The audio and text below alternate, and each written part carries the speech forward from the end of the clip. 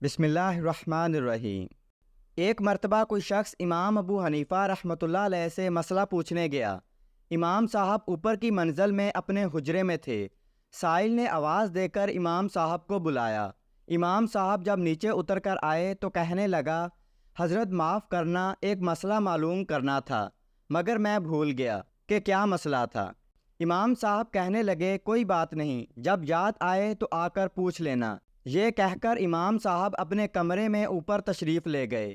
جیسے ہی امام صاحب اوپر چڑھے تو اس شخص نے آواز دی کہ حضرت یاد آ گیا، ذرا نیچے آئیے۔ امام صاحب جب نیچے آئے تو کہنے لگا کہ عجیب بات ہے کہ میں پھر بھول گیا۔ امام صاحب پھر یہ کہہ کر تشریف لے گئے، یاد آئے تو معلوم کر لینا۔ مگر اس نے اسی طرح 7 مرتبہ امام صاحب کو اوپر چڑھایا اور اتارا، یہ بلاتا اور کہتا کہ حضرت بھول گیا۔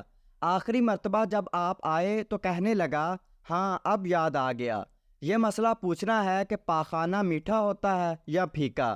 غور کا موقع ہے کہ ایک تو اس نے 7 دفعہ ان کو چڑھنے اور اترنے پر مجبور کیا، پھر جو مسئلہ پوچھا تو ایسا بیہودہ مسئلہ پوچھا۔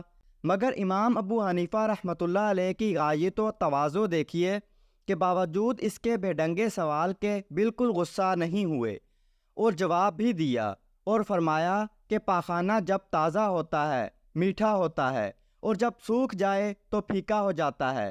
اس پر وہ کہنے لگا، آپ نے جو کہا ہے اس کی کیا دلیل ہے؟ اللہ تعالیٰ نے امام صاحب کو حیرت انگیز قسم کی ذہانت دی تھی۔